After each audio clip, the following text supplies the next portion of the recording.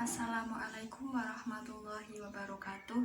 Perkenalkan, nama saya Zuraida Jihan Anissa, NPM 204100042 dari kelas 3A.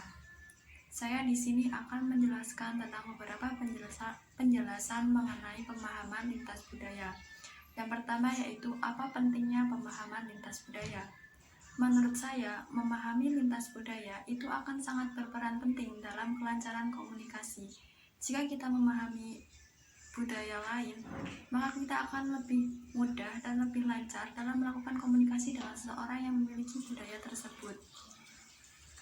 Misalnya, ketika kita berada di Rusia, jika sebelum kita pergi ke Rusia mengetahui bahwa jika hanya tersenyum saja, jika di Rusia itu berarti mengajak kencan, maka kita tidak akan melakukan hal tersebut.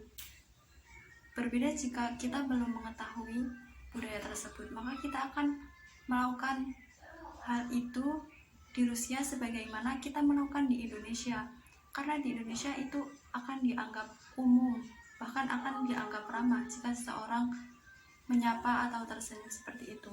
Tapi jika di Rusia itu akan dianggap aneh, bahkan menakutkan oleh orang-orang Rusia.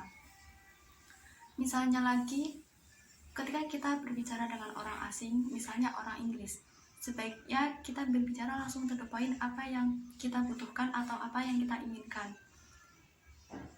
Karena di budaya orang Inggris tersebut memang sudah seperti itu, langsung to the point. Berbeda jika dengan di Indonesia yang diawali dengan basa-basi terlebih dahulu. Jadi menurut saya, memahami lintas budaya itu juga akan menghindarkan kita dari kesalahpahaman yang tidak kita ketahui. Selanjutnya yaitu variasi budaya komunikasi. Ada dua variasi komunikasi dalam budaya, yaitu variasi bahasa verbal dan variasi bahasa nonverbal. Dalam variasi bahasa verbal, ini akan sangat diperhatikan kata-kata yang digunakan atau bahasa yang digunakan dan volume dan nada saat kita berbicara. Misalnya, kata jancuk jika diucapkan di Jawa Timur, maka itu akan biasa saja, akan dianggap biasa saja. Bahkan jika belum mengatakan kata tersebut, kita belum dianggap akrab oleh seseorang. Namun berbeda halnya jika kata itu diucapkan di Yogyakarta. Bukannya dianggap akrab, namun malah kita dianggap mencari masalah atau mencari ribut dengan orang itu. Karena di Yogyakarta, bahasa tersebut merupakan termasuk dalam kata-kata kasar. Misalnya lagi, ketika kita berbicara dengan orang Batak. Orang Batak itu pasti akan menggunakan volume dan nada bahasa yang tinggi. Seakan-akan orang itu marah, padahal tidak. Berbeda halnya dengan jika kita berbicara dengan orang Jawa. Kebanyakan orang Jawa, cara berbicaranya yaitu dengan nada volume dan nada suara yang rendah. Itu mencerminkan bahwa orang Jawa itu mempunyai sikap yang lemah dan lembut. Yang kedua yaitu bahasa nonverbal. Variasi bahasa nonverbal ini yang harus kita perhatikan adalah gestur tubuh kita saat kita melakukan komunikasi dengan seseorang.